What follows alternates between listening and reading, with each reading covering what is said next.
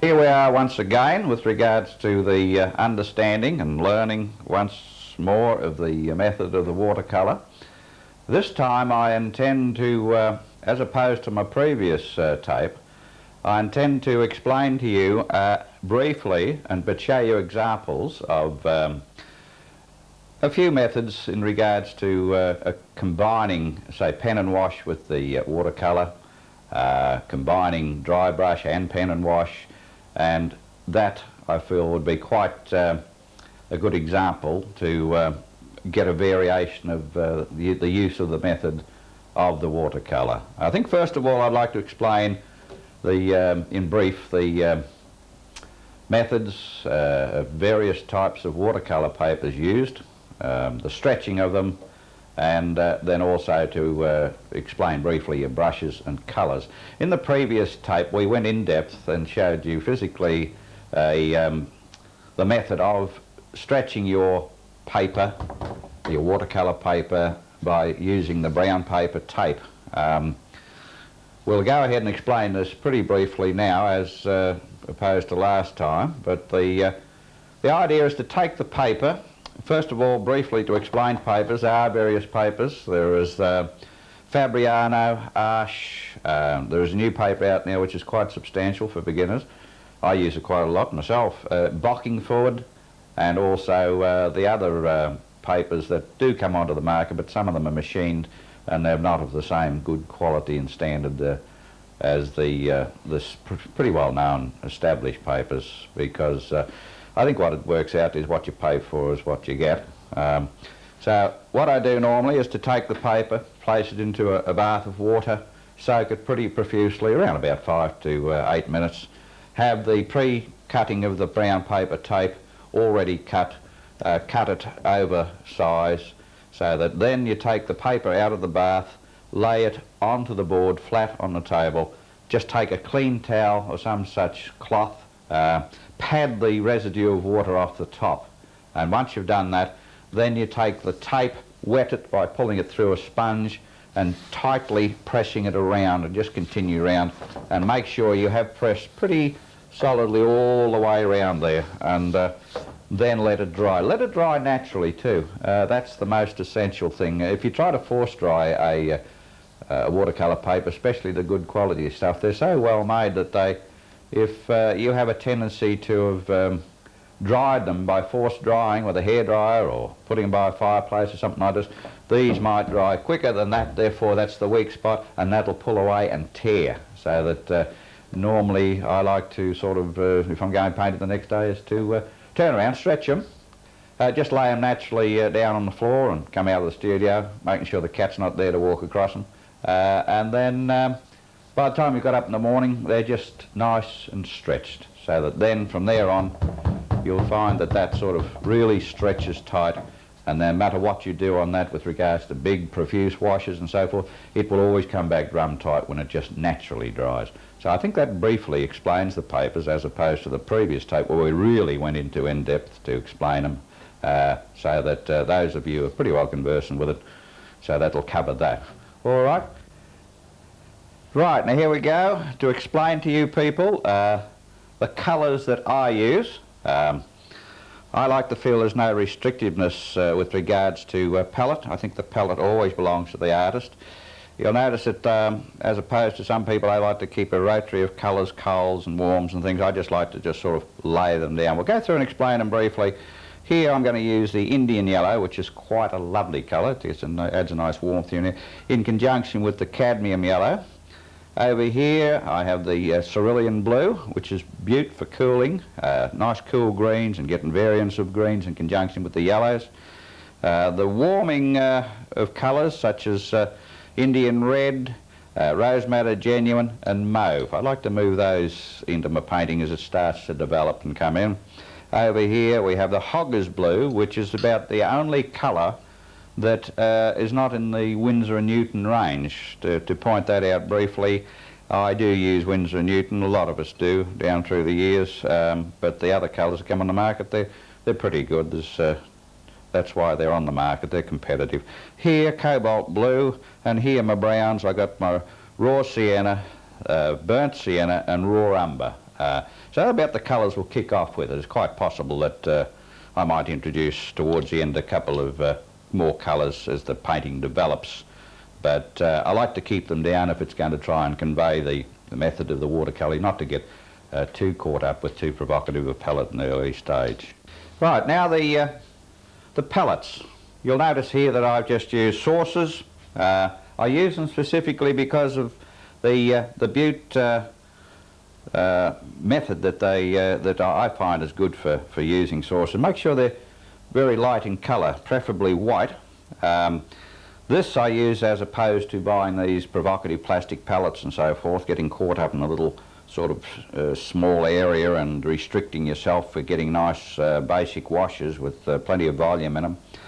So, all right, I use the saucers, making sure, as I say, that they're white, preferably, because if you're mixing a colour and you want to see the tone, well, and you've got a sort of a coloured sauce, so the patterns don't matter so much, but then they're sort of obstructing you getting the right tone of the colour. That's your saucers. We've explained the colours. Brushes, well, just to briefly nominate a few, they're all nylon now. Once upon a time I used to use the sables, which is very costly, but now I use these. They're quite procurable at a reasonable price. I suppose the dearest would run you about between $12 and $15. There are other more, shall we say, costlier brushes, but these working quite well for me. I find that the various ones I like to use, you get used to using them. They're for nice loose applications on your painting. These, the chisel brushes, they're quite good to give you sort of buildings, sides of buildings, trees and all that type of thing. That's quite a well-used brush by me, the half-inch chisel.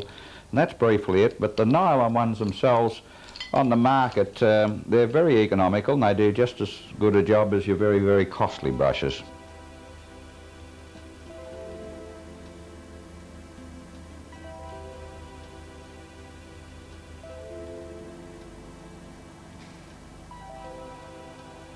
First example to hopefully show you and explain to you. What I've done here, we're going in a reverse principle, is to show you a finished example of the medium of pen and wash. I'll go through it briefly, explain it, and then I'll attempt to get some similar type of feeling in it by laying down the method for you practically. Looking at the composition here, well, that's the most important factor in whatever method you basically use, is to make sure that the composition is aesthetic, as well as the palette and the finished job becomes an aesthetic piece of art. Briefly, what I do here in this case, I sort of take the colours once I've mixed and ready to go, lay my sky, and I lay down abstract forms with regards to where I feel that I'm sort of putting buildings, boats, the aspect of masts, where they're going to go in and so forth, so that I approach this. The painting develops as I sort of go into it. I don't have any sort of, I think the thing I like about mostly always painting is to sort of paint and not hold myself down to a tight design. Normally I never do and place a constructive pencil drawing down to guide by. I like to keep the subject free movement and everything with a nice impressionistic feeling in it, rather than sort of tightening it down instead of becoming a piece of art. It becomes, well, almost illustrative rather than projecting an impressionism of the subject matter. Right, that's explained that. Now we'll take this away. I'll then proceed to go ahead and try and explain to you people by laying washes down and proceed into it. possible we might, if we want to get a couple of other examples in with regards to the use of the method of the watercolour, that we'll sort of just give you an example of laid down washes and then a start to get the pen work and the dry brush work in, and then we'll take it from there. Now to commence the painting. You'll notice here that I've chosen a board that is already pre-mounted. It is a Saunders, this one. I'm going to work on this one for two reasons. One, when we get a certain stage through this painting, we'll have to show you the example of pen work, which we will switch from the easel to the table, because doing pen work you must be working down, because otherwise to try and do it there you get a drain back of the ink which doesn't feed back in. So that's the reason for doing that. I've chosen this, as I say, this board, as opposed, I've showed you how to stretch a paper, but in this case I find this is better to use for this type of painting. I take hold of a mount first of all, lay it to the board, which gives me an idea. I just use that briefly. I just nominate nibs for the extremity of the mount. The reason for doing that is to make sure two things happen. One, I know the extremities where I can start my sky. Two, I always then have this advantage to paint outside of that area. Never paint into a set line, always outside your work, because when you're finally finished it, you then have the luxury of moving your mount to and fro if you're going to have the cheek to frame it, and then you have this little extra license of where it looks much better. Sometimes we always get this discussion of composition of elements in a painting, things looking central and so forth. I've never taken any great notice of that, so much as I'm only concerned with the method. But to repeat, paint outside of your area. Use what you feel is a good area to work to. Now we'll start to lay colour down. Before I commence this, I'll explain briefly that I like to get all my basic washes in very quickly once I've decided on it. Not the case of just place and hope that something will happen. I've naturally got to get a feeling of where I'm going to place this. The subject matter, yes, as the previous painting we showed you, it's got to be sort of parallel with that in its expression. But what I will now do is to, write my skies, where my buildings will go, and where the water will go. I've got to watch that I don't become intimidated by the painting of example we've shown you, the finished one of pen and wash. This can sometimes happen too, because that one's sitting in your mind while you're painting, and that's where the danger can exist. So we'll start to get our washes down. Before I start to mix colour, I'm going to work a sky wet on wet. So I'll lay the water in first. The reason for doing that is once it's laid in first, then I get that time, or it gets the time to soak into the board pretty well up to the point where I feel is just right before I hit it with the colours. Now that should be enough for me to commence with, so I'll leave that there. Now colours, to laying down, I'll kick off, in this case, I'll use my cobalt blue. I'll warm it a little bit with the rose, but now the mixing of colour, I'll just get this pretty well right. Make sure that you have, especially in large areas where you're painting, that you have more than you really need mixed, so that that sky will come in and you have a lot of tone to play with. Doesn't matter too greatly, really, in a great extent to the skies, because they can vary, but it does if you're putting down a sky of a flat nature. You must be pretty well more colour than required there. I think that I've already explained in the previous tape. Now I just want to get this colour right. I don't want to get caught up of getting my tones too dense in the first opening of the painting, because if I do, I'm then caught up with trying to push that sky back of whatever I get the sky in, but then whatever I'll do here, if that sky is just not right, nice aerial perspective, then for me to push that sky back, I've really got to paint in here in darker tones for it to go back. So I think also we'll take a lesson from the previous tape is when in doubt, paint light. Now I want to get that wash right first. I'll now warm it up just to get a little bit of mystery into it with the rose madder genuine and a little touch of the mauve. I like to keep the colour a little bit romantic. Once again, I'm not going to move until I've really decided that the wash is at the right tone and the effect will come through. Now I'm watching that water and whilst I speak I'm just about ready there to get my timing. Of course all watercolours that we do is a matter of a pure understanding and compatibility with the water is to the timing of where you put down certain washes to get certain effects. Now rather than me labour there with regards, so I'll just take that just a little bit back. Now I'll go for the sky, just sweep straight across. Don't get yourself unduly concerned about that rushing down of water. That's where another lesson is to be learnt, not to be panicky about it when you find you get all this streaking down. Once the moisture, or whilst the moisture is still there, then the problem is solved, because always you will find that the water will dissipate it out. The only time you'll get into sheer and utter danger is when you allow that to fully become dried, bone dry, and then if you've gone or sought a certain effect in your painting and you've missed it, well, sometimes quickly you can revamp your thoughts on the painting and still come up with quite a good result. But never try to struggle back to get the effect that you've missed. In other words, also to the effect to the extent, don't keep painting back and forth here all the time, because you will get quickly into the result of getting a lazy painting.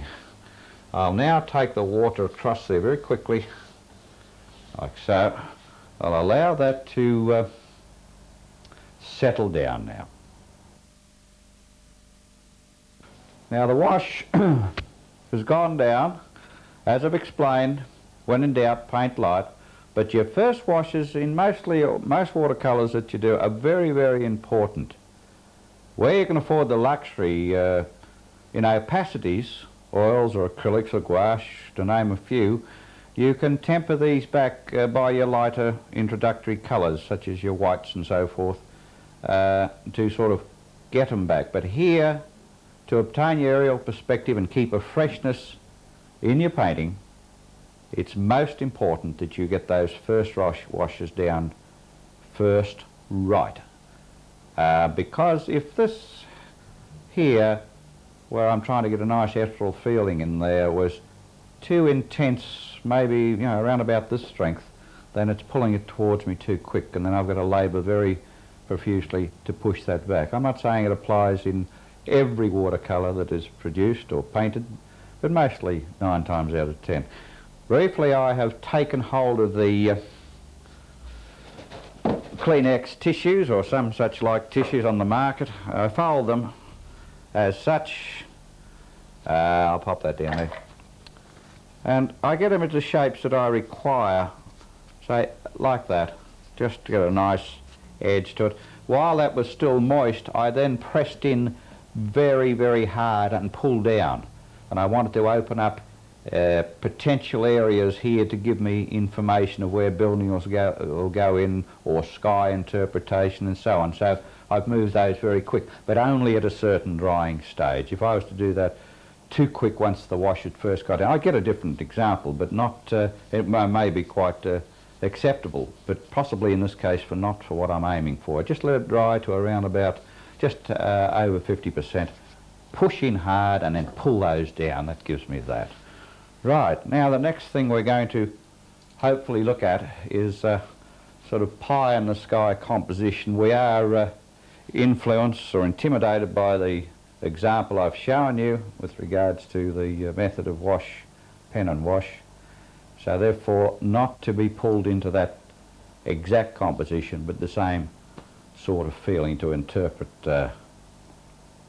that country, or in this case an English type of scene. But then again, who knows, I can still interpret this as pen and wash with the Australian boat scene. So we'll see what takes place. Right, now having got to that stage, we've explained the lift out as regards to the tissues. Now I want to get some sort of drama. I've got to make a decision and come to grips with the composition very quickly now. Otherwise I'll be floundering around looking for something to happen, start to make indecisive moods, decisions that are just not going to work. So I've got to be very definite. So I'll lay the water down. I want to get a reflectory appreciation all the way through. So that's clear water laid down. I'll keep that going. Sometimes you can still make sure you've got that water. Now that is more water than I really need. So I've deliberately done that, but now I'll slow it down with the tissue again, the way I've showed you, to take the residue off there, have these ready folded, ready to use. Now I'll slow the water down. By this way I'm slowing it down all the time. I've taken some off, in other words, which when I give that wash to it, it will then pull it right back, and it's on a downward move. I probably to explain to you people too, painting standing up is not very good for the beginner, but I find, having painted many years, that I used to train myself to do this, because I think I got a little bit concerned of painting, getting up, getting away from the desk and or table, taking it, putting on the easel, coming back and so forth. And it also helps pretty good for explaining to you people, rather than have to be sitting around or standing around with the camera over my shoulder. Now I'll lay it. I think the time is right. Yep, it's right. Now I don't want to get caught up there too much in strokes, so I think I better move in there very quickly and use that there. Now lay those down a little bit more, not too much. That will do me. Now to blend them, or to move them together. I don't want to be using a brush going up and down and getting too streaky all the time, but I've got to now move, make up my mind to get that answer very quickly. Try not to go back too much where brushworks have gone. Possibly in your ambition to get a good painting, you will start to titivate and fiddle around here and there. Try not to if you can help it. The whole idea here is to say to the learner, follow a method that you will eventually become your style, and have a procedure on watercolour. Don't just sort of say, oh, if I keep doing things, something will happen. Each thing that I sort of go in after here, I've anticipated. Now that will do me there. I don't intend to start fiddling around with the brush there in any way whatsoever. I'll now go and block my buildings in. Usually, as I say, this brush works pretty well, this little one for a start. The next chisel brush. Chisel brushes are good for buildings, roofs, this type of thing, because they got that nice right angle finish to the edge and this type of thing. So we'll just have a quick look now. Let's get some colour down. I'm using a Davies grey here, by the way, which I put in at the later date, forgot to mention. But I'll warm that just a little bit with the red and get a feeling. Now with regards to buildings, to keep a nice effect, if I kick off with this warmed grey, and I'll get that right and that's all beaut there, no, because once you've got that right, so now I'll do it over here. I like to move the greys in this case, the grey, very quickly, and say to myself, right, well that'll do me there and here, for argument's sake, there,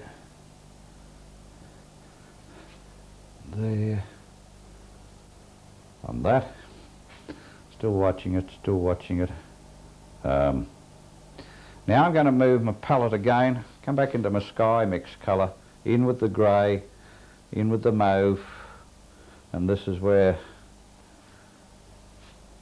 we cast caution to the winds. Now look at that again. I'm just trying to think where I'm going to place the next movement of my wash. I've got to have some sort of reason to get these buildings right. Now I'll block off buildings there. There's a little bit of colour caught on that edge of that brush, which I consider is not obnoxious, so I'll leave it alone. Settle for that there. Now, I don't want every building to be the same colour. I'm pulling that down into that area of type of paper, getting a dry brush effect, but not very much. I think I better move a little bit quicker here now. Get these buildings blocked in and start to get a feel about it. And there. Now, the buildings further up the mountain, there, block them in. Now I'll move quick, so I've given you enough sort of slow movement there, and I'll get these in very quickly.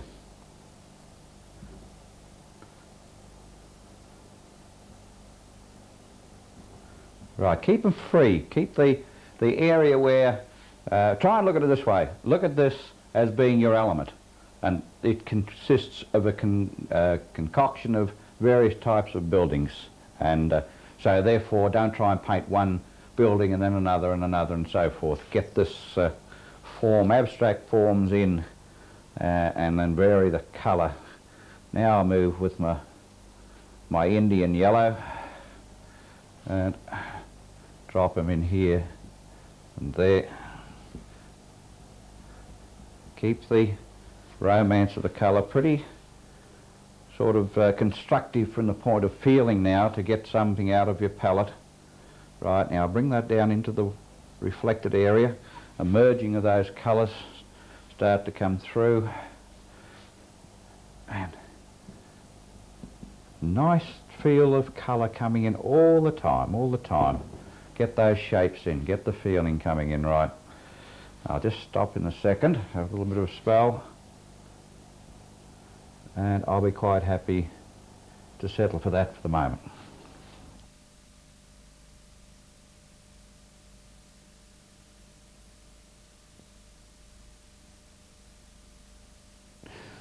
Right, now they're down. We'll now look at a, let's say middle distance for argument's sake. We'll look at getting some sort of drama in here to also help you in regards to placing in for a foreground such as boulders, rocks, this type of information. Let's lay those down. Always when you lay your brush and you're getting this happening there like that, if you can get used to it very quickly, not to let that intimidate you, because it's going down, it's still wet, and this is a sort of a very good advice to not become concerned when things start to run off in different directions on you. Just learn to govern it. Now I'm going to lay down quite a dimension of strength in here. Don't want to be too, I'm still trying to get a feeling in there for it. You'll notice I'm not worrying about any great dark colours at this stage. I'll go for the burnt umber and straight away I'll hit it in there. And there. That'll give it to me. I'll get this information in now. Working on that smoothish paper. That's good. That'll help me. I'll let that settle. Sometimes it's always a thing to try and point out to the potential watercolourist is that they race ahead of all of the subject. When they get caught in here, they start to force those to be rocks or the texture of rocks straight away. Instead of learning by the method of watching is as learning as well, and just watch what happens here before you start to introduce and get a rock feeling in there. You go ahead of your subject, in other words, by not waiting, given the time of patience. These, as I say, do not worry me at this stage. Just watch when you get this build-up down here, though, that you rub it away, because you get a build-up and sometimes it'll saturate that paper and it'll pull away and go sort of corrugated, but that's not too much trouble. Even in there's a little bit of hard colour, but that'll settle well. So that augurs well for the pen work. I've got that part in. I think what I'll do here now is I'll go forward again and I'll come back into my warm range. I'm moving the reds with the rose and the mauves here and out back into the yellow. I just want a sort of romance of a colour that I feel is going to be different, hopefully for the best. I think what I'd like to do now is just try and find my way in here with a variance of move again. I'm just spotting around in there, sort of anticipating sides of buildings, roofs, this type of thing, facades of the buildings, but all the time I'm keeping that fresh, hopefully. And once again, there, a little bit more. Now come back, and I'm now sort of floating my boat into the stream, as the saying goes, and I'm now quite happy to take most of my palettes and work wet on wet, straight colour down,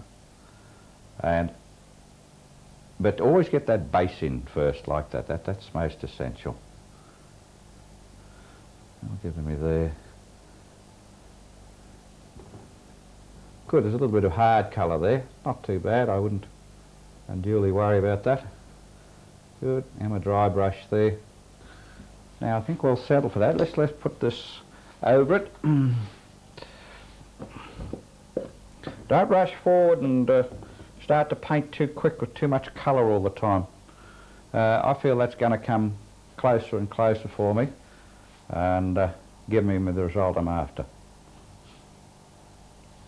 Right, this is as far as we've gone now at last, having placed the last wash down here in anticipation of the first dimension. And to get this base colour down, let me briefly explain about that, which might help you in future reference for putting down rocks. Don't try with your brush and make these rocks. Give an overall lay down wash, because that will be the backup wash for when you start to model different shapes with the pen or even colour to get this effect of rock formation. We don't want to have to overdo this too much because we don't want it conflicting against that. So now you'll see what I mean by saying to you people that, look, when that wash goes down, just let it go. Don't bother sort of harnessing off or get panicky and hold it off. The whole thing now is, as an example, to show you how the method's done, is just about got enough colour down. More colour can go down at a later date if you like, because the wash can go back over the Indian ink, which doesn't bleed. Try and remember too, when you are using Indian ink or using pen and wash, make sure you've used the best of waterproof Indian ink. Sometimes you'll get these Indian inks that are not too qualified as good quality product goes, and therefore you'll get a bleed when you put your wash over the top. So what we're going to do now is to take this off the board, lay it now to a table in this position, and I'll start to put down the technique of the pen tying the buildings in conjunction with these abstract forms of wash laid down. Most impressionistic at this stage, but this is a procedure that I've done the previous one on, so therefore I know it will work for me. So what we'll do now is that is the washes to that stage. We will now go ahead and show you, I'll give you an example of the pen work, then we'll sort of cut out, and then I'll have perfected it to a certain stage and we'll put it back on and show you with regards to the use and the handling of the pen. Right, now here we are. We've taken the watercolour as it exists off the board, and we've come down and laid it onto a table, which is a much more practical way of working with the pen on onto the wash. The reason for doing this is the fact that where, as I say, just to briefly explain, if we was to do it with the pen while standing up, then your ink runs back, and then therefore it makes it very difficult. So you must be where the ink feeds down onto it. I suppose briefly to give you an outline in regards to these pens, this actually is a rapidograph.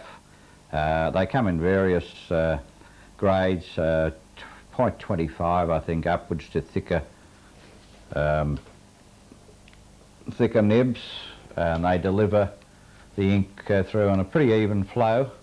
And these, for argument's sake, I have those. I just need these two handles so that when I have to go to a thicker pen, I can just take screw one out and screw one back in and work from there. Now I'll start to proceed forth with these two. I'll give you an example as we work, because now you're coming down into the category of embellishing your work with pen, and so it can be a very long task or enjoyment, whichever way you like to look at it, to sort of build this up. So what I'll do is we'll give an example of how I apply the pen to get this on its way, and then we'll sort of cut out. I'll do a lot more work on it. We'll come back and show you the progress of it. But let's go for good form now to get these basics in. Let's get the broad lines in. Let's outline these. I'll now start to pick out where I think that these buildings will be, or where I want them. I read this off as the design, or the way I feel about the design should be, and I've got to try and get a line of buildings through there, not forgetting I'm coming down into the reflectory water area there. Use your pen and don't sort of take one area and finish off a building and then that building and so on.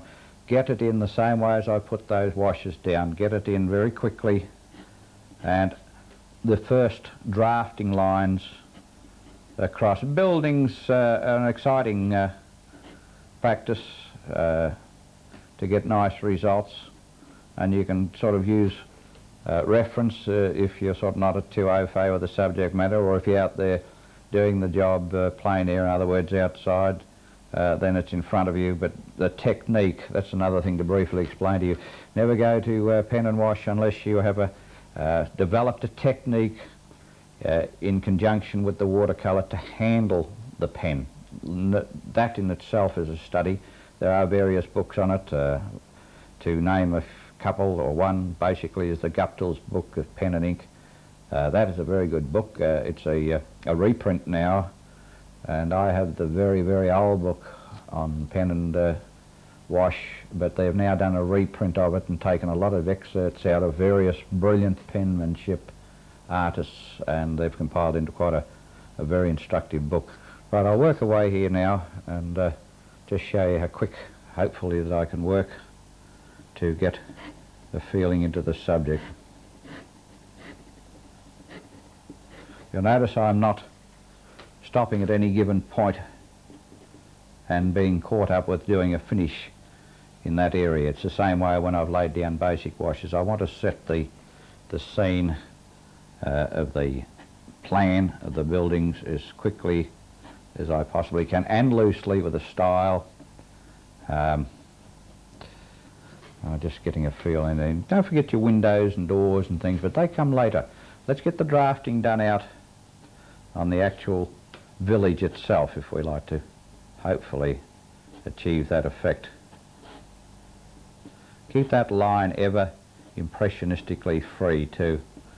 Don't sort of stiffen up and put a very well drafted building in there like a Jennings home, because it'll stand out like a dog's hind leg. Now I'll just work there. Now you can see what I'm aiming for. I've worked that out there. I'm going to have a quick look too also before I sort of close up and do a bit of work and come back to you with it, to stave the monotony of me working away. In here, that wash has come down now and given us such a beautiful texture, and this would come later on at the end, but I'm going to work in there with that effect to help model the rocks. Now we'll see why I've done that in such a broad wash. I now have the same freedom as what I had up there of starting to place those buildings, and that is the way, or this is the way I'll attack this. I just want to get a nice feeling in here and say that is my rocks. I might even have a boat just up there a bit later on. I don't really know. I mightn't even do anything like that. But now I think what I'll do here, I'll continue on now and come back to you after I've done some work, because for you to just watch me do this, and hopefully this, when I've come back, will tie in with the finished example of the whales scene that I have on boats there. Right, having got this far, as I say, to explain to you people as previous, just while we've been absent, I've now started to work in here with my primary lines of outlining the village and the boats, so that if I get these all in first, then I have some good basic area of design to work on. I've also reverted, where we talk in the terms of pen and wash, I've reverted to using a very fine brush such as this to get a nice variation of delineation of line in conjunction with the pen work, so that here I can pick out whatever colours that my design, as I feel about, takes me to. Then I can embellish such things as boats, buildings, walls, such as sea walls. In this case we can take advantage of this by taking the browns and start to model and get the sort of seawall effect in there. And always keep your brush moving in a nice stylized technique to sort of not pull up anywhere short and give the impression straight away that you've stopped and started to detail anything in. I'll go over here before I use the pen also in there, and I'll start to lock off different feelings of shapes in there. Not particularly decided on the buildings, which way they face. That each time as I make a line, it'll sort of lead me from there to sort of all of a sudden say, well, that advocates that I don't all the buildings going across that way. So that then gives me the opportunity to just run my line working like that. I'll find it with one colour basically first instead of switching back and forth. By the way too, a very cardinal sin I've done there too is always make sure you've got something under your hand, because it's quite possible you might drop a bit of paint or you might have put something down and you're going to run your hand across it. So it's better to, if you use a piece of blotting paper under your hand, because if it gets to a spot where there is a loose colour, then it'll blot it straight away and won't make it so hard to repair or fix up. Right, I'll just make another move of line work. Delineation of buildings and houses, we're looking at it overall as an element. So don't try to sort of line out a building specifically individually and finish that off. Keep this design of montage, if you like, of buildings going here and there, which we won't bother about too much at this stage. Probably sneak in a feeling of a come back to the proper colour there, but I haven't attempted to use my very bright colours. When I say bright, I mean my Indian yellows and my yellows yet, but just place this information. As you'll notice, I don't stay specifically there in that one spot. I like to keep, if I'm playing with a warm colour, I like to move it across here, for argument's sake. If we pick a warm colour such as, so taking the red with the induction of the mauve into it, and we're going to get different shapes. Just make sure you've romanced that colour here and there. Mix it in with your blues, I like to. As I say, that's one good thing about painting, is the recognising of the artist's work is very quickly arrived at because of that artist's palette. And it's not necessarily that that palette stays all the same, it all depends on the subject matter. I'll just work a bit more there and show you I'm working with the brush first, and we'll just have a settle there for a while, and we'll just look at that briefly and I'll have a little bit of a rest. Yeah, this village of Burano, the sea washes through it pretty often and therefore it's a much more cleaner place. But that's pretty well the character of Burano, the buildings, except in this day and age, which I managed to omit those. Each building's got a TV aerial on it, which I don't consider that is conducive to getting a nice, pleasant painting out of. So that it's just by chance that this one has not been finished off, and it's at that stage where more or less we're up to now on the demonstration for you people.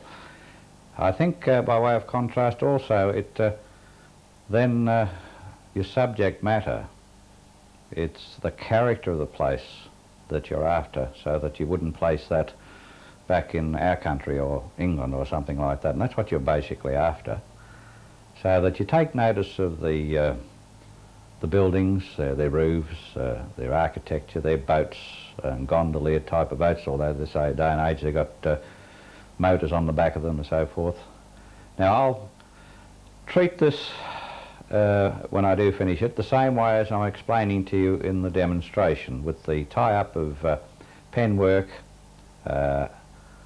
by method of Indian ink, or also by method of colour with brush in details, but not to overline it too much, but to establish the technique. The thing that stands out very strongly in these type of buildings that some of the windows are very straight and others are very ornate, and they have window shutters on them which I will put in by pen work, and they have ornate filigrated designs around them, which then depicts the character of that type of village, the boats and so forth. Figure work in here possibly of a fisherman, a boatman and so forth, and then figure work always between the boats there's always the walkway with figures going across, so they'll go in, and this painting will be treated the same way as the one I'm explaining to you now. Another example, the same fishing village, of which it is, but also it's a village with their craft, they're beautiful lace makers, tablecloths and doilies I suppose, etc. And every so often as you come round different corners you strike these lace markets, as I call them, and so out of this I sort of conjured up the atmosphere and sort of introduced the tourists into it, my story as well. The lady selling the lace products, and hopefully to sort of catch a light feeling through here, and to get the sort of capture the aspect, explain and get to break this line of the houses with the church, and also to show the canal, and you'll notice in here, possibly if it's visible, the figure of the fisherman and that going about his work in the boat. And this once again happens to be fortunate in regards to the demonstration that I will tie up with, in this case, pen work as well as brushwork. When I say brushwork with regards to varying the character. Up here, for argument's sake, although most of that part of Burano there's not very steep or hilly, but there are spots, and you sort of go through here and you'll come across another canal and so on. So they have the steps leading up to them, and here to get this feeling of lace effect, which enthuses, and hopefully you can get it right. The challenge of getting this, well, it's not terrazzo so much. It's sort of just loose stonework, which is pretty typical of most of their streets around through that area of the village, especially their squares. In some parts you'll come, they're just all made up of flags, of squares and so forth.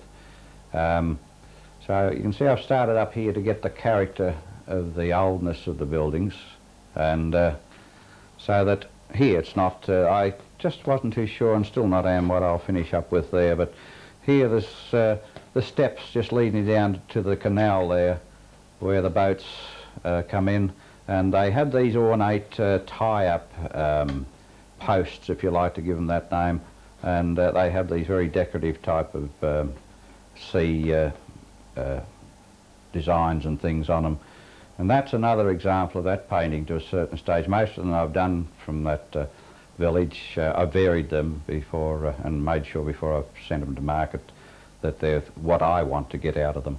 So that is another example. Right, up to this stage, that's as far as we've gone to get the feel of the technique. I've deliberately gone across, as you've seen, I've anticipated the feeling of the rocks, get the primary lines in, and the same way with these buildings, just to further predict into this painting.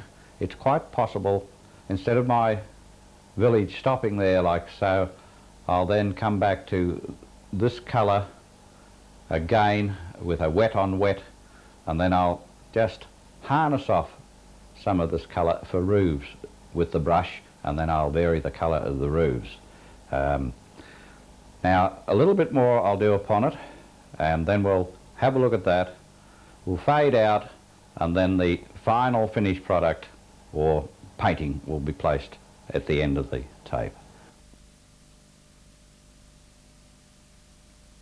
Right, diversionary here to keep you in touch with art. It's not only just painting that we do. We have these ambitions of putting various objects, birds, cattle, sheep and so forth, and the desire to get these into our painting. We might do a nice sky background, farmhouse, etc., and then we'll go ahead and place our birds and or cattle in. But if we have this lack of knowledge of drawing, then once we place them in and we haven't got this knowledge, it stands out so very, very much because of the beautiful skies and things that you put in, well done, but the lack of knowledge of drafting is not there in your painting of various types of animals and so forth. So I like to keep up with my sketching, and where possible, I don't think those of us that sort of follow the arts can ever say we haven't got anything to do. There's always something to be done. So painting is one thing, but don't say, well, I'll set next year aside and just learn some sketching. You've got to bring it all along together. So these are examples of sketching, whether by observance or photographs or anything of this nature, to give us this reference, and purely to learn to sketch and draw and textures of feathers and so forth. Right, now that's as far as we go at this stage on the technique, which is the first basic movements, if you could put it that way, that applied to the painting I first showed you at the beginning of the lesson. I shall now work on this and work it up and enjoy getting a lot of information. I've got to get a tie-up between here and there. It's a bit too abrupt. So I shall work. I might even move a hill in this part here. Then again I mightn't. So that'll be sort of, now I've got to think very, very conservative about what will be a nice finish. I've got to make sure I don't place unnecessary movements of washes in which will kill it. A watercolour can be killed very quickly if you don't adhere to the principles of purism of watercolour by laying washes down. Get your brush in, lay it down and get the heck out of there. Here, as I've just like to explain, that I've allowed, where you first seen, I've allowed that to keep going. I can foresee what I want there. So that explains it up to this stage in conjunction with the other finished one that you've seen. And next time you see this painting, it'll be fully finished, and hopefully it'll give you an incentive, an idea of how to go about pen and wash painting. All right?